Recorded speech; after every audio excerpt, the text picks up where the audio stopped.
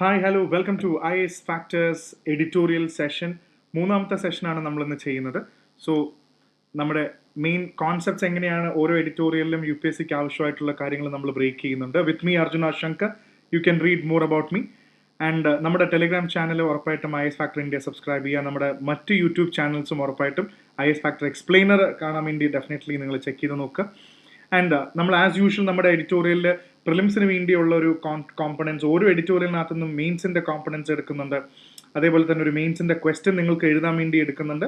And also on top of that ഒരു MCQ ക്വസ്റ്റ്യനും കൂടെ നമ്മൾ സോൾവ് ചെയ്ത് പോകുന്നുണ്ട്.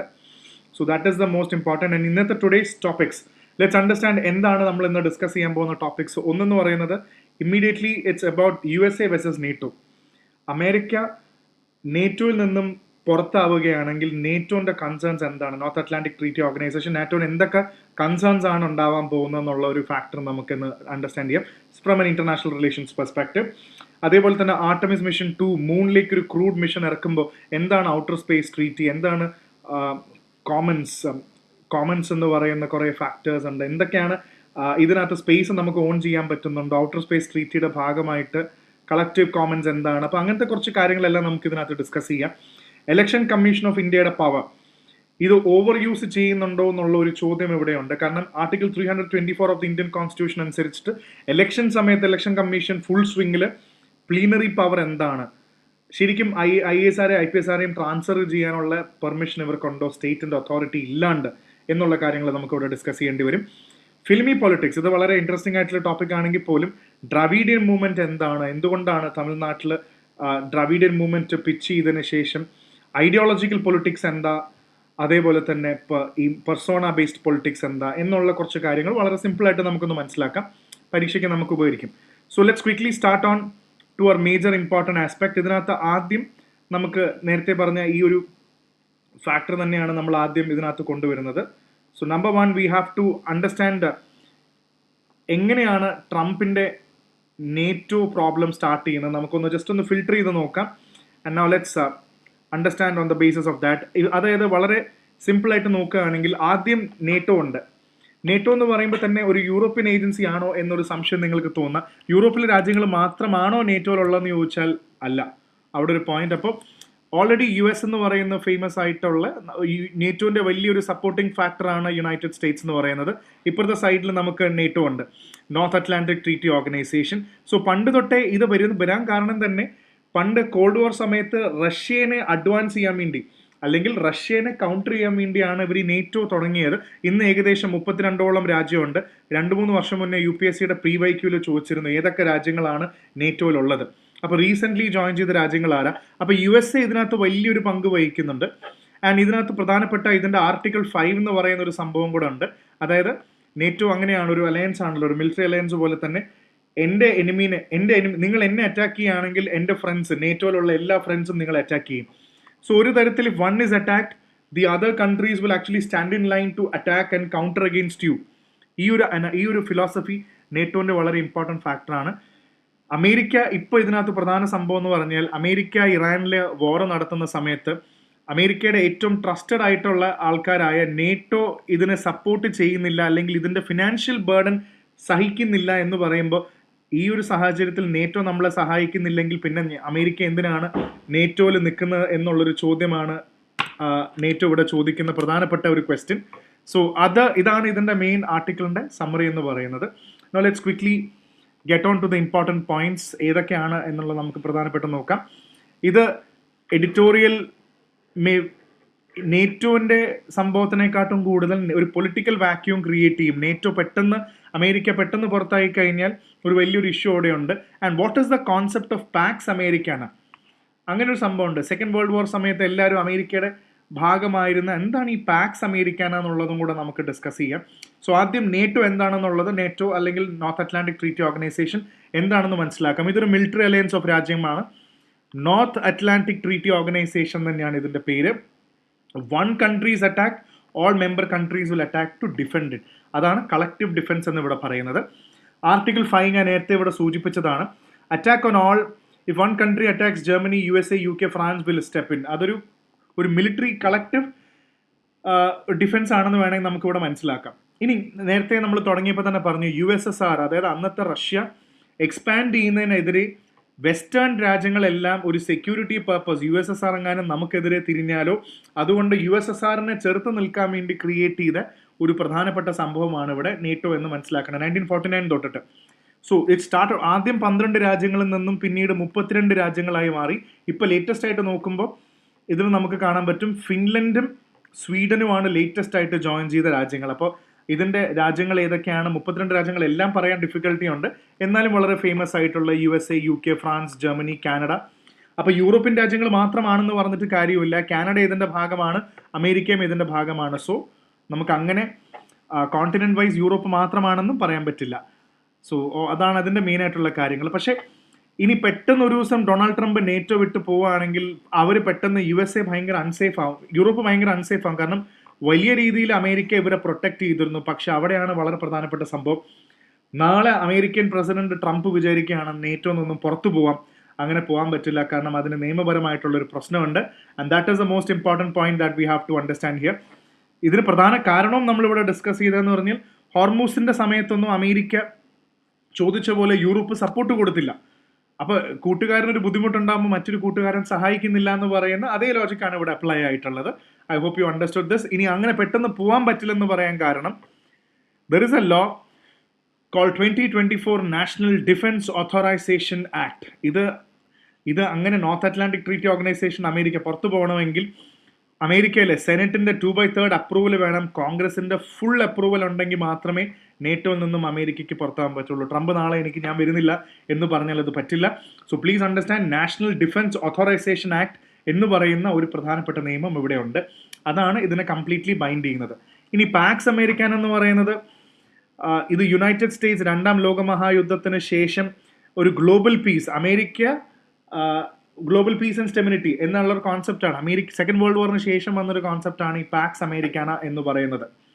സോ അതും ഓർത്ത് വെക്കുക.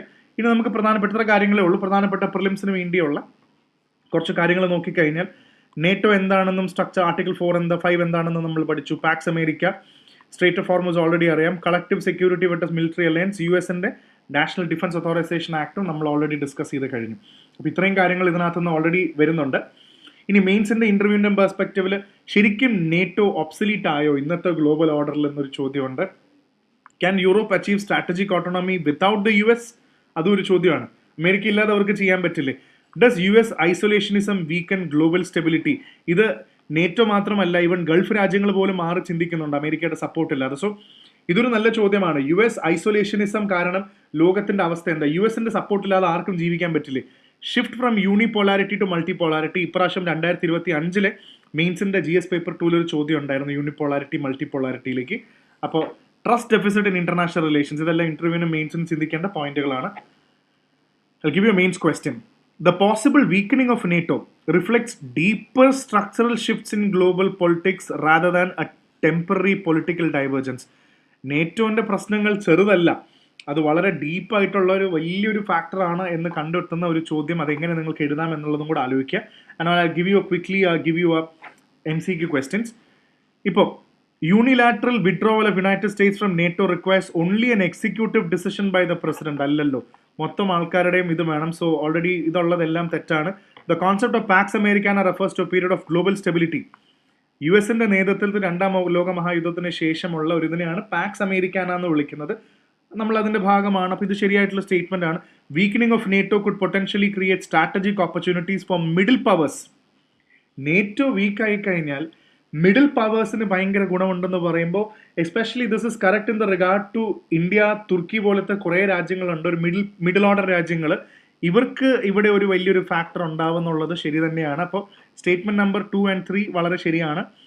സോ 2 and 3 വളരെ കറക്റ്റ് സ്റ്റേറ്റ്മെന്റ്സ് ആണ്. സോ അതിന്റെ മെയിൻ ഫാക്ടർ എന്ന് പറയുന്നത് ഡിസ്കസ് ചെയ്യുന്നത് ഇതാണ്. പവർ വാക്യൂം ഉണ്ടാവും നേറ്റോ വീക്കൻ ആയി കഴിഞ്ഞാൽ. അപ്പോൾ ഇന്ത്യ, തുർക്കി പോലത്തെ രാജ്യങ്ങൾക്ക് കൂടുതൽ പവർ കിട്ടും എന്നുള്ളത് സത്യം തന്നെയാണ്. സോ ആ സ്റ്റേറ്റ്മെന്റും കറക്റ്റ് ആണ്. So now let's quickly move on to the next important editorial, the Artemis mission. Artemis 2 എന്ന് പറയുന്ന ആർട്ടമിസിന്റെ വളരെ ഡീറ്റെയിൽഡ് ആയിട്ടുള്ള ഒരു വീഡിയോ ഞാൻ ഇതിനകത്ത് ഇടാം, ടോപ്പിക് ബ്രേക്ക് ഡൗൺ. അതിൽ മെയിൻ ആയിട്ടുള്ള എല്ലാ കാര്യങ്ങളും നമുക്ക് ഡിസ്കസ് ചെയ്ത് പോവാം. പക്ഷേ ഇതിലെ വളരെ പ്രധാനപ്പെട്ട കാര്യങ്ങൾ മാത്രം എടുത്തു പോവാം. സോ അപ്ലൈ ചെയ്ത ഫിൽട്ടർ അപ്ലൈ ചെയ്യാം. പ്രധാന കാര്യം എന്താണെന്ന് നമുക്ക് ഡിസ്കസ് ചെയ്യാം. സോ ഇതിൽ മെയിനായിട്ട് ഒന്ന് മനസ്സിലാക്കേണ്ടതുള്ളൂ, നാസ ഒരു ഫേമസ് മിഷനാണ്. അതിൽ കൂടുതലും മൂണിലേക്ക് നമ്മൾ ഇനി വരാൻ പോകുന്ന വർഷങ്ങളിൽ മൂണിൽ ആൾക്കാരെ വിടുക എന്നുള്ളത്, മനുഷ്യനെ വിടുക, ക്രൂഡ് മിഷനെ വിടുക എന്നുള്ളതാണ് ഇതിൽ ഏറ്റവും പ്രധാനപ്പെട്ട സംഭവം. അപ്പോൾ ഇത് ആർട്ടമിസ് മിഷൻ ചെയ്യുന്നുണ്ട്. ഇവിടെ പ്രധാനമായിട്ടും നമ്മൾ നോക്കേണ്ടത് പുറത്തുള്ള സംഭവങ്ങളിൽ അമേരിക്കയും യു എസും ചൈനയും തമ്മിൽ ഭയങ്കരമായ കോമ്പറ്റീഷൻ ഉണ്ട്. അപ്പോൾ ഇത് ഉദാഹരണത്തിന് ഇത് സ്പേസ് ആണെന്ന് വിചാരിക്കാം. മൊത്തത്തിൽ ഈ ഒരു കോൺസെപ്റ്റ് നിങ്ങൾ മനസ്സിലാക്കിയിരിക്കണം. ഔട്ടർ സ്പേസ് ട്രീറ്റി ഉണ്ട് 1967 സമയം കോൾഡ് വാർ സമയത്ത് എഴുതിയതാണ്. സ്പേസ് ആരുടെയും സ്വന്തമല്ല, പക്ഷേ ഹ്യൂമാനിറ്റിക്ക് വേണ്ടി ബെറ്റർമെന്റിന് വേണ്ടിയാണ് നമ്മൾ സ്പേസ് ഉപയോഗിക്കേണ്ടത്. ഇന്ന ഏരിയ എൻ്റെ എന്നൊന്നും പറയാൻ പറ്റില്ല. പക്ഷേ സ്ട്രാറ്റജിക് കൺട്രോൾ എന്ന് പറഞ്ഞൊരു സംഭവമുണ്ട്. ഫസ്റ്റ് കം ഫസ്റ്റ് അഡ്വാൻറ്റേജ് എന്ന് പറഞ്ഞ്, ഫസ്റ്റ് കം ഫസ്റ്റ് സെർവ് എന്ന് പറയുന്ന പോലെ ആദ്യം ആരാണോ ഇവിടെ വന്നിട്ട് ഇപ്പോൾ ഒരു വലിയൊരു മിഷനൊക്കെ തുടങ്ങി, ഒരു ഒരു റോവറൊക്കെ ഇറക്കി ഇവിടെ ചെറിയൊരു സംഭവം തുടങ്ങി എന്ന് പറഞ്ഞാൽ, ഈ ഒരു സ്പേസ് അമേരിക്ക എടുത്തു കഴിഞ്ഞാൽ പിന്നെ ചൈനയ്ക്ക് ഇവിടെ വന്നിരിക്കാൻ പറ്റില്ല, അടുത്ത സ്പേസേ എടുക്കാൻ പറ്റുള്ളൂ. സോ അവിടെ ആർക്കും അങ്ങനെ സ്ഥലം എടുക്കാനൊന്നും പറ്റില്ല. കാരണം പക്ഷേ ഫസ്റ്റ് കം ഫസ്റ്റ് സെർവ്, ആരാണോ ആദ്യം വരുന്നത്, ഫസ്റ്റ് മൂവർ അഡ്വാൻറ്റേജ് ഡെഫിനറ്റ്ലി ഉണ്ട്. അത് കൺട്രോൾ, അത് സ്ട്രാറ്റജിക് കൺട്രോൾ ആണ്. അപ്പോൾ അത് ഇതിൻ്റെ ആസ്പെക്റ്റുകളൊക്കെയാണ് നമുക്ക് ഇവിടെ ഒന്ന് മനസ്സിലാക്കേണ്ടത്, അമേരിക്കൻ ചൈനയും തമ്മിലുണ്ടായിരുന്ന. അപ്പോൾ എന്താണ് ആർട്ടമിസ് എന്ന് പറഞ്ഞു കഴിഞ്ഞാൽ, ഹ്യൂമൻസിനെ മൂണിൽ കൊണ്ടുപോകുക എന്ന് പറഞ്ഞൊരു സംഭവം തന്നെയാണ്. ചൈനയും അമേരിക്കയുടെയും കോമ്പറ്റീഷൻ വളരെയധികം ഇവിടെ പ്രധാനപ്പെട്ട സംഭവമാണ്. ഇപ്പോൾ ആർട്ടമിസ് 2ൻ്റെ പ്രധാന ക്രൂ എല്ലാം അവിടെ പോകുന്നുണ്ട്. So it's a orbiting the മൂണിന് ഓർബിറ്റ് ചെയ്യാന്നുള്ളത് മാത്രമേ ഉള്ളൂ. സോ എഗെയിൻ ഹ്യൂമൻസിനെ മൂണിലേക്ക് വിടുക എന്നുള്ളൊരു വലിയൊരു ആശയത്തിലാണ് ഇത് പോകുന്നത്. കാരണം ചൈനയ്ക്കും ഇവിടെ വളരെ പ്രധാനപ്പെട്ട ഒരു ആസ്പെക്റ്റ് ഉണ്ട്. ബിക്കോസ് ചൈനയുടെ ഇന്റർനാഷണൽ ലൂണാർ റിസർച്ച് സ്റ്റേഷനും ഇവിടെ തന്നെ, ഇതൊരു പ്ലാൻ ഉണ്ട്, ചൈനയുടെ പ്ലാൻ ഉണ്ട്, ആർട്ടമിസും ഉണ്ട്. അപ്പോൾ അമേരിക്കയും ചൈനയും തമ്മിലാണ് സ്പേസ് റേസ് നടക്കുന്നത്. കാരണം അവിടെ പോയി കഴിഞ്ഞാൽ ലൂണാർ വാട്ടർ കണ്ടുപിടിക്കണം, സ്ട്രാറ്റജിക് ലൊക്കേഷൻസ് എത്തണം, ലൂണാർ ബേസ് ക്രിയേറ്റ് ചെയ്യണം, കമ്മ്യൂണിക്കേഷൻ സിസ്റ്റം, റീഫ്യൂലിംഗ് സ്റ്റേഷൻ, ആരാണോ ഇതൊക്കെ ആദ്യം ഉണ്ടാക്കുന്നത് അവർക്ക് ആ സ്ഥലം കിട്ടും എന്നുള്ളൊരു ലെവലിലാണ് കാര്യങ്ങൾ പോകുന്നത്. ഇതാണ് അതിൻ്റെ ഒരു റേസ് എന്ന് പറയുന്നത്. യു എസിന്റെ മോഡൽ എന്താണെന്ന് വെച്ച് കഴിഞ്ഞാൽ വളരെ ഇമ്പോർട്ടൻറ്റ്, ആർട്ടമിസ് അക്കോർഡ് എന്ന് പറയുന്ന കുറേ രാജ്യങ്ങൾ ആർട്ടമിസ് അക്കോർഡിലുണ്ട്. ഇന്ത്യ ഉണ്ടോ എന്ന് ചോദിച്ചാൽ ആർട്ടമിസ് അക്കോർഡിൽ ഇന്ത്യ ഉണ്ട്. അമേരിക്ക മൊത്തത്തിൽ ഒരു കോമ്പറ്റീറ്റീവ് അപ്രോച്ചാണ്. കാരണം മൊത്തത്തിൽ പ്രൈവറ്റ് പാർട്ടീസും മൾട്ടിപ്പിൾ രാജ്യങ്ങൾ എല്ലാവരും കൂടെ ഒരുമിച്ചുള്ള ഒരു കംപ്ലീറ്റ് ഒരു പോക്കാണ്. പക്ഷേ ചൈനയുടെ കോൺസെപ്റ്റ് എന്ന് പറഞ്ഞാൽ ചൈന ഭയങ്കര സ്റ്റേറ്റ് ലെഡ് ആണ്, ഇൻഡിവിജ്വൽ ആണ് പോകുന്നത്, ഭയങ്കര ഇൻഡിപെൻഡന്റ് അപ്രോച്ചാണ്. മെയിൻലി സ്റ്റേറ്റ് ലെഡ് എഫേർട്സ് ആണ് നമുക്കിവിടെ കൂടുതലും കാണാൻ പറ്റുന്നത്. ഇന്റർനാഷണൽ പാർട്ടിസിപ്പേഷൻ കുറവാണ്. അപ്പോൾ അമേരിക്കൻ ചൈനയും തമ്മിലുള്ള വ്യത്യാസം ഇതാണ്. ഇന്ത്യ 2023 ആർട്ടമിസ് അക്കോർഡിൽ ജോയിൻ ചെയ്തു. ബേസിക്കലി ഇത്രയേ ഉള്ളൂ, കോപ്പറേഷൻ, ഇന്റർഓപ്പറബിലിറ്റി, പീസ്ഫുൾ, സ്പേസ് ഒക്കെ വളരെ പീസ്ഫുൾ ആയിട്ട് ഉപയോഗിക്കുക.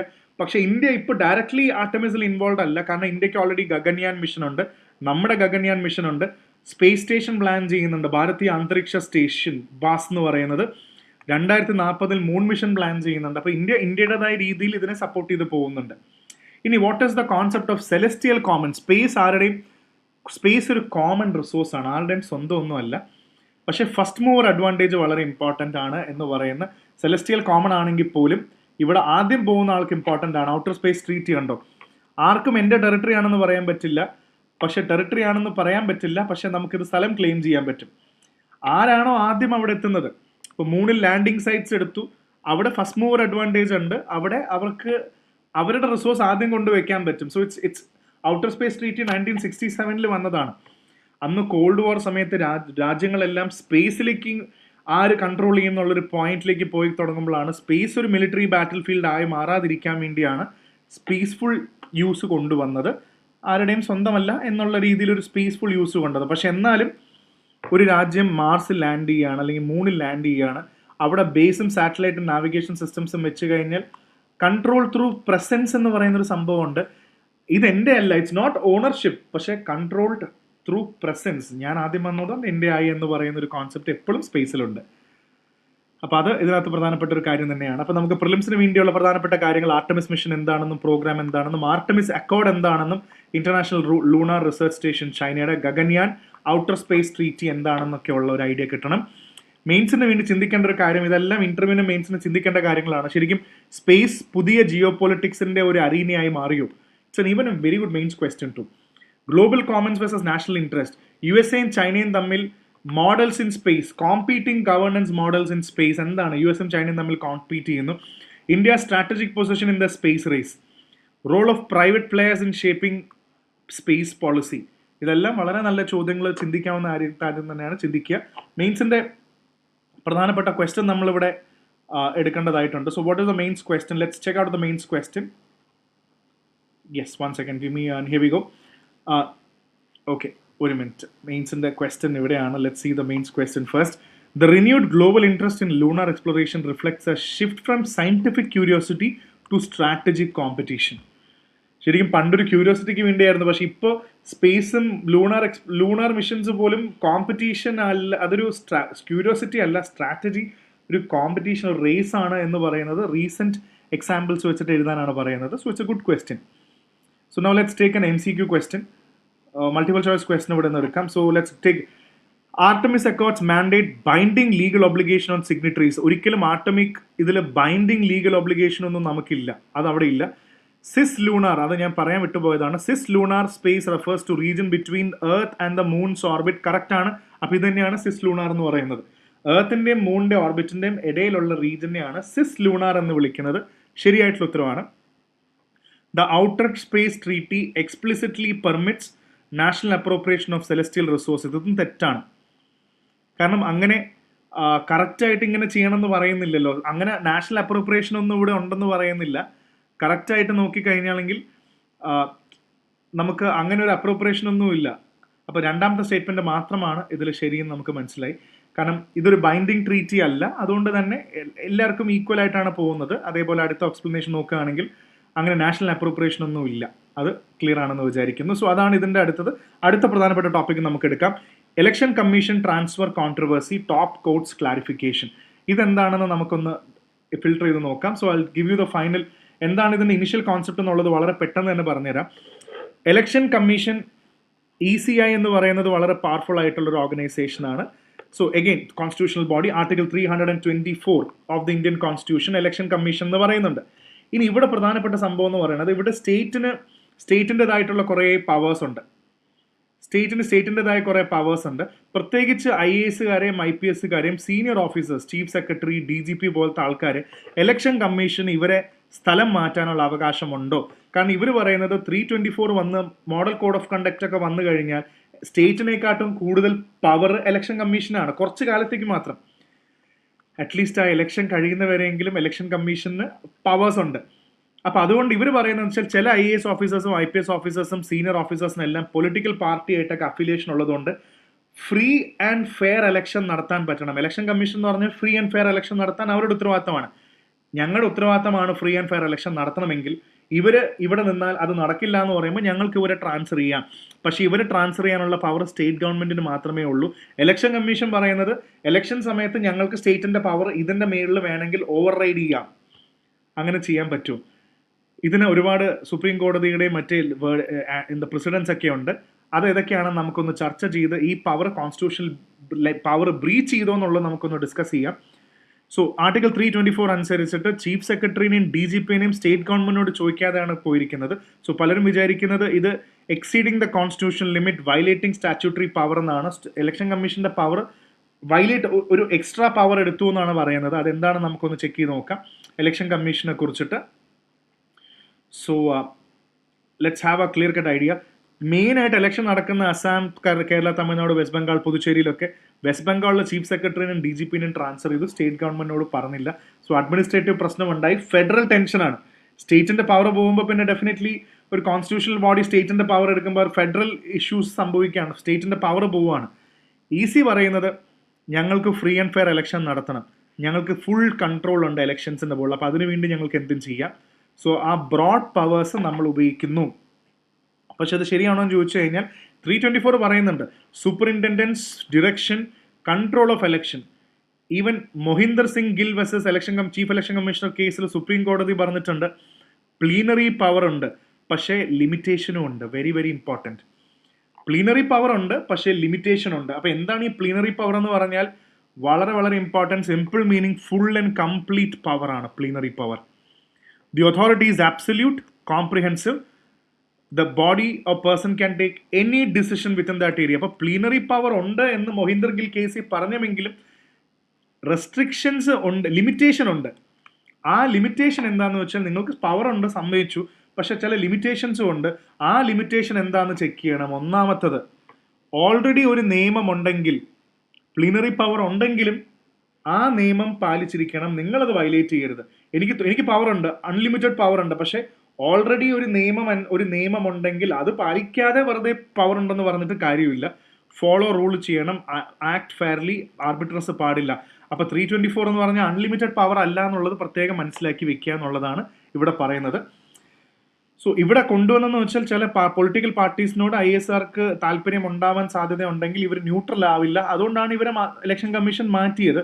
ഇനി സ്റ്റേറ്റിന്റെ സമ്മതമില്ലാതെ മാറ്റാൻ പറ്റുമെന്ന് ചോദിച്ചാൽ ഇലക്ഷൻ കമ്മീഷന് മോഡ് ഓഫ് കോഡ് ഓഫ് സ്റ്റേറ്റിന്റെ കാര്യങ്ങളിൽ ഇലക്ഷൻ റിലേറ്റഡ് കാര്യത്തിൽ ഇലക്ഷൻ കമ്മീഷന് വേണമെങ്കിൽ സ്റ്റേറ്റിനെ ഇലക്ഷന്റെ കാര്യത്തിൽ ഓവർ റൈഡ് ചെയ്യാം. പക്ഷേ ലിമിറ്റേഷൻ ഉണ്ടല്ലോ, ഓൾറെഡി ലിമിറ്റേഷൻ ഉണ്ട്. ഇവിടെ ലിമിറ്റേഷൻ എന്ന് പറഞ്ഞാൽ ഓൾറെഡി നിയമമുണ്ട്. ഓഫീസേഴ്സ് എന്ന് പറഞ്ഞാൽ ഓൾ ഇന്ത്യ സർവീസസ് ആക്ട് വെച്ചിട്ടാണ് വരുന്നത്. സ്റ്റേറ്റ് ഗവൺമെന്റ് ആണ് അവരുടെ പോസ്റ്റിംഗ് ആൻഡ് ട്രാൻസ്ഫേഴ്സും ചെയ്യുന്നത്. ഈവൻ 7th ഷെഡ്യൂൾ നോക്കിക്കഴിഞ്ഞാൽ പബ്ലിക് സർവീസസ് എന്ന് പറയുന്നത് സ്റ്റേറ്റ് സബ്ജക്റ്റ് ആണ്. സോ ഓൾറെഡി ലിമിറ്റേഷൻ ഇവിടെ വന്നു കഴിഞ്ഞു. IAS IPS ഓഫീസേഴ്സിനെ ട്രാൻസ്ഫർ ചെയ്യാനും പോസ്റ്റ് ചെയ്യാനും ഓൾറെഡി സ്റ്റേറ്റിന് നിയമമുണ്ട്. അപ്പോൾ എനിക്ക് പ്ലീനറി പവർ, അൺലിമിറ്റഡ് പവർ ഉണ്ട്, അതുകൊണ്ട് ഓൾറെഡി എക്സിസ്റ്റിംഗ് നിയമം ഉള്ളതുകൊണ്ട് അത് പാലിക്കണം എന്ന് പറയുന്നതാണ് ഇവിടുത്തെ ചോദ്യം.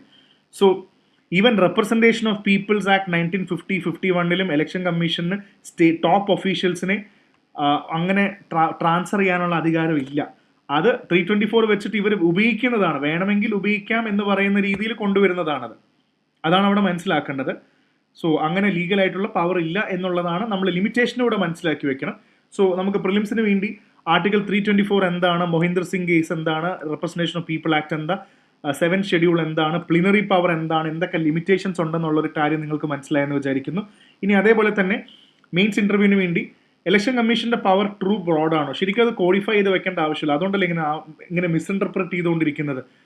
Free and fair election versus federal autonomy, ശരിക്കും അതൊരു ബുദ്ധിമുട്ടാണ്. ശരിക്കും ഫ്രീ ആൻഡ് ഫെയർ ഇലക്ഷനും സ്റ്റേറ്റിന്റെ ഫെഡറലിസം ഓട്ടോണമിയും കറക്റ്റ് ആണോ? Constitutional bodies act beyond statutes, judicial limits on plenary power, ഇതെല്ലാം ഇമ്പോർട്ടൻ്റ് ആയിട്ടുള്ള ഏരിയ ആണ്. നിങ്ങൾ ശരിക്കും ആലോചിക്കേണ്ടതാണ്. മെയിൻസിന് വേണ്ടി ഒരു question, 324 grants wide powers to Election Commission of India. Its exercise must remain within constitutional and statutory limits. Recent controversies വെച്ചിട്ട് ഇത് എഴുതാന്നുള്ളതാണ്. നല്ല ചോദ്യമാണ്, നിങ്ങൾക്ക് എഴുതാവുന്നതാണ്. അടുത്തത് നമുക്കൊരു prelims question നോക്കിക്കളയാം. Article 324 of the Constitution allows the Election Commission to act even in areas where a law made by Parliament. Article 324 of the Constitution allows the Election Commission to act in areas even a law made by Parliament. Parliament already ഒരു നിയമം ഉണ്ടാക്കിയിട്ടുണ്ടെങ്കിൽ article 324 എങ്ങനെ അത് bypass ചെയ്യാൻ പറ്റും? അത് limitation അല്ലേ? Supreme Court held that the election commission's power under are subject to principles of natural justice and rule of law. ഇത് ശരിയാണോ? ഇലക്ഷൻ കമ്മീഷന്റെ power are subject to principle of natural justice. Representation of people's act explicitly empower the election commission. ഇത് അങ്ങനെ തോന്നിയ പോലെ എല്ലാവരെയും മാറ്റാൻ പറ്റില്ല. അപ്പോൾ 3 എന്തായാലും തെറ്റാണ്. അപ്പോൾ 3 ഉള്ളതെല്ലാം നമുക്ക് കട്ട് ചെയ്ത് കഴിയുമ്പോൾ 3 എന്തായാലും തെറ്റാണ്. അങ്ങനത്തെ ഒരു ആക്ട് ഇല്ല. അപ്പോൾ ഇതിനകത്ത് ഫസ്റ്റ് സ്റ്റേറ്റ്മെന്റും പാർലമെന്റ് ഓൾറെഡി എക്സിസ്റ്റിംഗ് ഉള്ള ഒരു ലോ നമുക്ക് അങ്ങനെ മാറ്റാൻ പറ്റില്ല, അത് ലിമിറ്റേഷൻ തന്നെയാണ്. സോ ഇതിന് പ്രധാന ആൻസർ 2 ഓൺലി തന്നെയാണ്. ബാക്കിയെല്ലാം ഓപ്ഷൻസും തെറ്റാണ്. അത് ക്ലിയർ ആണെന്ന് വിചാരിക്കുന്നു. നമ്മളിപ്പോൾ പഠിച്ചതേ ഉള്ളൂ, നിങ്ങൾക്ക് കിട്ടിയെന്ന് വിചാരിക്കുന്നു. ഇനി അടുത്ത ക്വസ്റ്റ്യൻ, വിജയ് സിനിമയിൽ വന്നതുകൊണ്ട് തമിഴ്നാട് പൊളിറ്റിക്സിന്റെ കാര്യമാണ് ഇവിടെ കൂടുതലും ചോദിക്കുന്നത്. ഇത് എന്തുകൊണ്ടാണ് നമ്മൾ വായിക്കേണ്ടതെന്ന് വെച്ചാൽ ഞാനൊരു കാര്യം ഇവിടെ പറഞ്ഞുതരാം. ഇപ്രാവശ്യത്തെ നമ്മുടെ മോക്ക് ഇൻ്റർവ്യൂസിലും നമ്മൾ IS ഫാക്ടർ നടത്തിയ മോക്ക് ഇൻ്റർവ്യൂസിലും ഫോമർ UPSC മെമ്പേഴ്സും ഒരുപാട് കാര്യങ്ങൾ തമിഴ്നാട്ടിൽ നിന്ന് വന്ന സ്റ്റുഡൻസിനടുത്തും കേരള സ്റ്റുഡൻസിനടുത്തും പൊളിറ്റിക്സ് റിലേറ്റഡ് ചോദ്യം ചോദിച്ചു എന്തുകൊണ്ടാണ് ഫിലിം സ്റ്റാർസ് കേരള സ്റ്റേറ്റിൽ അത്ര സക്സസ്ഫുൾ ആവാത്തത് സിനിമയിൽ? തമിഴ്നാട്ടിൽ മൊത്തം ഫിലിമി സ്റ്റാർസ് ആണല്ലോ. അപ്പോൾ ആ കോണ്ടെക്സ്റ്റിൽ എന്താണ് ദ്രാവിഡിയൻ മൂവ്മെന്റ്, പെരിയാറിൻ്റെയും ജസ്റ്റിസ് പാർട്ടിയുടെയൊക്കെ ആസ്പെക്റ്റുകൾ നമ്മളൊന്ന് മനസ്സിലാക്കണം. അവിടെ കൂടുതലും ഹീറോ വർഷിപ്പ് കൂടുതലാണ്. അത് അവരുടെ ഹിസ്റ്റോറിക്കൽ കൾച്ചറിൽ, തമിഴ്നാട്ടിൻ്റെ കൾച്ചറിലുള്ളതാണ്. അപ്പോൾ അതാണ് നമ്മൾ നോക്കേണ്ടത്. തമിഴ്നാട്ടിൽ സിനിമാ ബന്ധമുള്ള ഒരുപാട് ആൾക്കാർ, അഭിനയം മാത്രമല്ല സിനിമയുടെ പല ഭാഗങ്ങളിൽ പ്രവർത്തിച്ച അണ്ണാദുരൈ, കരുണാനിധി, MGR, ജയലളിതയ്ക്കൊക്കെ ഭയങ്കരമായ സപ്പോർട്ട് ഉണ്ടായിരുന്നു. അത് പൊളിറ്റിക്കൽ ഐഡിയോളജി പ്ലസ് വർക്ക് കൊണ്ടാണ് അത് വന്നത്. അപ്പോൾ അത് പോസിറ്റീവായിട്ട് നമുക്ക് കാണേണ്ട ഒരു കാര്യം തന്നെയാണ്. അപ്പോൾ ശരിക്കും തമിഴ്നാട്ടിൽ 2 കാര്യങ്ങളുണ്ട്. ഐഡിയോളജിക്കൽ പൊളിറ്റിക്സ് ഉണ്ട്, very very important. Ideological politics ഉണ്ട്, അതേപോലെ തന്നെ പേഴ്സണാലിറ്റി പൊളിറ്റിക്സ് ഉണ്ട്, ഹീറോ ഇമേജും ഉണ്ട്. തമിഴ്നാട് പൊളിറ്റിക്സിന്റെ പ്രധാന ആസ്പെക്റ്റുകളാണ്. ഇപ്പോൾ ദ്രാവിഡിയൻ മൂവ്മെന്റ് വളരെ പോപ്പുലറാണ്. പണ്ട് തൊട്ടേ ദ്രാവിഡിയൻ മൂവ്മെന്റ് എന്ന് പറയുമ്പോൾ ദ്രാവിഡ എന്നൊരു തോട്ടുണ്ട്, നമ്മൾ ദ്രാവിഡന്മാരാണ് എന്നൊരു കോൺസെപ്റ്റിൽ ഒരു വിശ്വാസം ഉണ്ടായിരുന്നു. അപ്പോൾ ആര്യൻസ് വെസസ് ദ്രാവിഡ എന്ന് പറയുന്ന ഒരു മൂവ്മെന്റ് ദ്രാവിഡന്മാരും മോശമൊന്നും അല്ല ഡെവലപ്മെന്റിന്റെ കാര്യത്തിൽ എന്ന് വിശ്വസിക്കുന്ന ഒരു സ്കൂൾ ഓഫ് തോട്ട് ഉണ്ട്. അതേപോലെ കാസ്റ്റ് സിസ്റ്റത്തിന്റെ സമയത്ത് നമ്മുടെ മോഡേൺ സ്വാതന്ത്ര്യ സമര സമയത്തൊക്കെ നമ്മൾ പെരിയാറിന്റെ ഇതൊക്കെ കാണുമ്പോൾ ലോ കാസ്റ്റ് ആൾക്കാർക്ക് ഗവേണൻസിലൊന്നും ഭാഗമില്ല. അപ്പോൾ ആന്റി ബ്രാഹ്മിൺ മൂവ്മെന്റിൽ തമിഴ്നാട്ടിൽ ഒരുപാട് മൂവ്മെന്റുകൾ നടന്നിട്ടുണ്ട് സാധാരണക്കാർക്ക് റൈറ്റ്സ് നേടിക്കൊടുക്കാൻ വേണ്ടി. അത് ഇവരൊരു ഐഡിയോളജിക്കൽ ബേസ് ആയിട്ട് കാണുന്നുണ്ട്. പേഴ്സണാലിറ്റി എന്ന് പറഞ്ഞാൽ ഹീറോ ഇമേജ് ആണ്, ഒരു മിഷിയ പൊളിറ്റിക്സ്, ഞാൻ സ്റ്റാർ ആണ്. അതാണ് ഇവിടെ ഏറ്റവും വലിയ, തമിഴ്നാടിന്റെ ചരിത്രത്തിൽ തന്നെ അങ്ങനെ തന്നെയാണ്. ഹിസ്റ്റോറിക്കലി അവർക്ക് ഹീറോ വർഷിപ്പ് വളരെ കൂടുതലാണ്. അതുകൊണ്ട് തന്നെയാണ് ആ emotional hero image personality politics work ചെയ്യുന്നത്. ഇപ്പോൾ ദ്രാവിഡൻ മൂവ്മെന്റ് കണ്ടു കഴിഞ്ഞാൽ caste inequality, Brahmin dominance, Tamil identity and കൾച്ചറൊക്കെ പ്രൊമോട്ട് ചെയ്യാൻ വേണ്ടി വലിയൊരു മൂവ്മെന്റ് ആണ്, പണ്ട് തൊട്ടേ നടന്നതാണ്. നമുക്ക് അതിനകത്ത് 1920s 10 കാണാൻ പറ്റും ദ്രാവിഡൻ ഐഡന്റിറ്റി ഈ ചർച്ച വന്നു തുടങ്ങിയത്. സൗത്ത് ഇന്ത്യൻസും ആര്യൻ ഡോമിനേഷൻ വെസസ് തിയറി. ഇപ്പം ഇതിന്റെ കോൺസെപ്റ്റിൽ നമ്മൾ ഹാരപ്പയൊക്കെ അവിടെ പറയുമ്പോഴും സൗത്ത് ഇന്ത്യയിലും നമുക്ക് പറയുന്നുണ്ട് അതിലും വലിയൊരു സംഭവം നമുക്കുണ്ടായിരുന്നു, അതാണ് കീഴടി എന്നൊക്കെ പറയുന്നുണ്ട്. അപ്പോൾ എന്താണ് ഈ കീഴടി, ഈ ഇങ്ങനത്തെ സാധനങ്ങളൊക്കെ നമ്മുടെ സൗത്ത് ഇന്ത്യൻ ഹിസ്റ്ററിയിൽ പറയുന്നതാണ്. ഇപ്പോൾ ദ്രാവിഡൻ പാർട്ടി പറയുമ്പോൾ Justice Party, EV Ramaswamy, Periyar, self respect movement, ഇതെല്ലാം വളരെ പ്രധാനപ്പെട്ട ദ്രാവിഡൻ മൂവ്മെന്റ്സിന്റെ തുടക്കത്തിൽ ഉള്ള മൂവ്മെന്റുകളാണ്. അപ്പോൾ അതാണ് ഇതിൽ മെയിനായിട്ട് പറയേണ്ട കുറച്ച് കാര്യങ്ങൾ, നിങ്ങൾ അറിഞ്ഞു വെക്കേണ്ട കുറച്ച് മേജർ കാര്യങ്ങൾ ഇത്രയേ ഉള്ളൂ. അവിടെ ഒരു ഹീറോ വർഷിപ്പ് വളരെ കൂടുതലാണ്. കേരളത്തിലും കേരളത്തിലെ പൊതുവെ മറ്റ് സൗത്തേൺ സ്റ്റേറ്റ്സ് നോക്കുമ്പോൾ അങ്ങനെ ഹീറോ വർഷിപ്പ് ഇല്ല. സിനിമ കാണും, എൻജോയ് ചെയ്യും, പക്ഷേ പൊളിറ്റിക്കൽ ഐഡിയോളജി എല്ലാവർക്കും ഉണ്ട്, പൊളിറ്റിക്കൽ തോട്ട് പ്രോസസ് എല്ലാവർക്കും ഉണ്ട്. അപ്പോൾ എന്താണ് ദ്രാവിഡൻ മൂവ്മെന്റ് എന്ന് മനസ്സിലാക്കി വെക്കുക. Role of cinema in politics, concept of political socialization, ഇതൊക്കെ നമുക്ക് മനസ്സിലാക്കി വെക്കേണ്ടതാണ്.